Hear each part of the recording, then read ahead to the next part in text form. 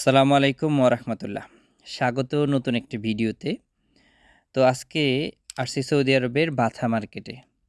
বাথা মার্কেটের লাহাম মার্কেটে। লাহাম মানে হলো গোস্তের মার্কেট। তো এখানে আসছি আমরা গোস্ত কেনার জন্য। তো আমার পছন্দ হইলো মাথার মাংস। যার পরিপ্রেক্ষিতে গরুর একটা আস্ত মাথা কিনছি এখান থেকে। তো মাথাটা আসলে কত রিয়াল দিয়ে কিনলাম সেটা বলি। এই মাথাটা আমি কিনছি হইলো ১৩০ রিয়াল। তবে এটা দামাদামি করে কিনতে হয়েছে। তো অবশ্যই আপনারা যদি এই লাহাম মার্কেটে আসেন তো অবশ্যই দামাদামি করে কিনবেন।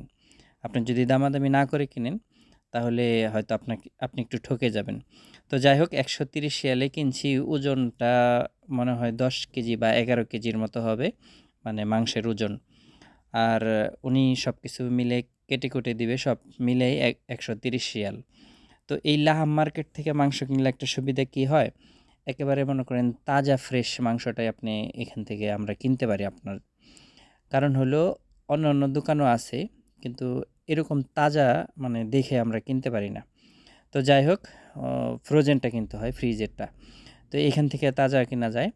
তো যারা সৌদি আরবের রিয়াদে থাকেন তো অনেকেই চিনেন এই লাহাম মার্কেটের মাংস কেমন। তো আমি বরাবরই এখানে আইসা মাংসগুলা কেনার চেষ্টা করি।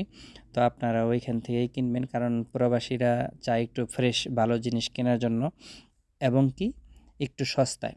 তবে এই মার্কেটে অন্যান্য দোকানের চেয়ে এখান থেকে যদি আপনি কেনাকাটা করেন একেবারে সস্তায় কিনতে পারবেন এবং কি ফ্রেশ জিনিসগুলো। তো ভিডিওটা ভালো লাগলে অবশ্যই শেয়ার করে দিবেন। আল্লাহ হাফিজ।